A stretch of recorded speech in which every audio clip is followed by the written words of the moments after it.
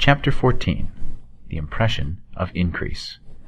Whether you change your vocation or not, your actions for the present must be those pertaining to the business in which you are now engaged.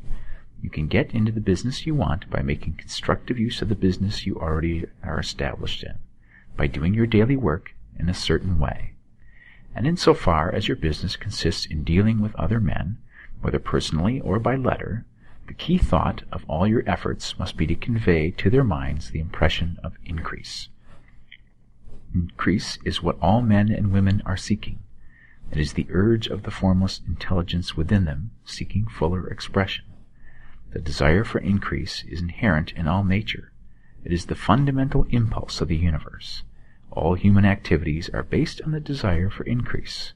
People are seeking more food, more clothes, better shelter, more luxury, more beauty, more knowledge, more pleasure. Increase in something, more life. Every living thing is under this necessity for continuous advancement. Where increase of life ceases, dissolution and death set in at once. Man instinctively knows this, and hence he is forever seeking more. This law of perpetual increase is set forth by Jesus in the parable of the talents. Only those who gain more retain any. From him who hath not shall be taken away even that which he hath. The normal desire for increased wealth is not an evil or reprehensible thing. It is simply the desire for more abundant life. It is aspiration. And because it is the deepest instinct of their natures, all men and women are attracted to him who can give them more of the means of life.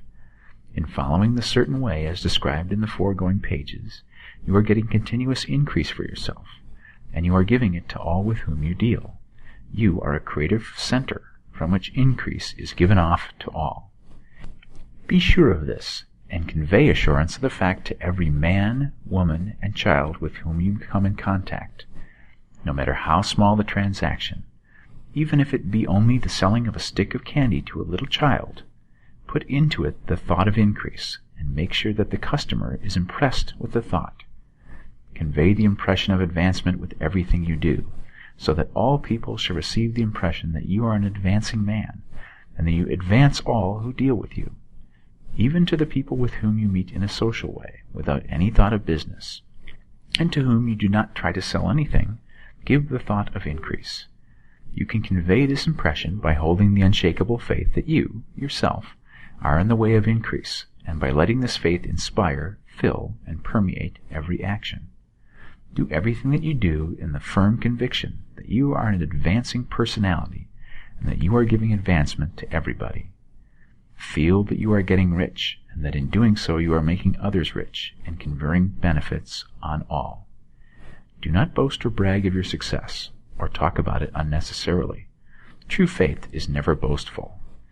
Wherever you find a boastful person, you find one who is secretly doubtful and afraid. Simply feel the faith, and let it work out in every transaction.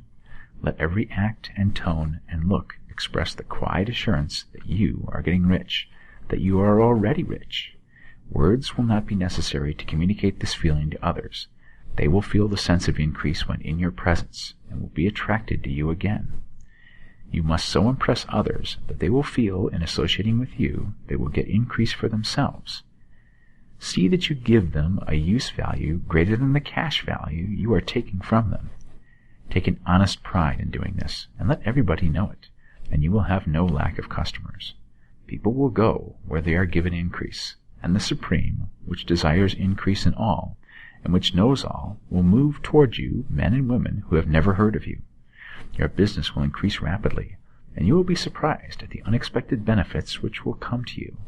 You will be able from day to day to make larger combinations, secure greater advantages, and to go on into a more congenial vocation if you desire to do so. But doing all this, you must never lose sight of your vision of what you want, or your faith and purpose to get what you want. Let me here give you another word of caution in regard to motives. Beware of the insidious temptation to seek for power over other men. Nothing is so pleasant to the unformed or partially developed mind as the exercise of power or dominion over others. The desire to rule for selfish gratification has been the curse of the world. For countless ages, kings and lords have drenched the earth with blood in their battles to extend their dominions, not to seek more life for all, but to get more power for themselves. Today, the main motive in the business and industrial world is the same. Men marshal their armies of dollars and lay waste the lives and hearts of millions in the same mad scramble for power over others.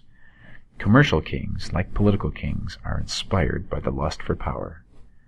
Jesus saw in this desire for mastery the moving impulse of that evil world he sought to overthrow. Read the 23rd chapter of Matthew, and see how he pictures the lust of the Pharisees to be called master, to sit in high places, to domineer over others, and to lay burdens on the backs of the less fortunate. And note how he compares this lust for dominion with the brotherly seeking for the common good to which he calls his disciples.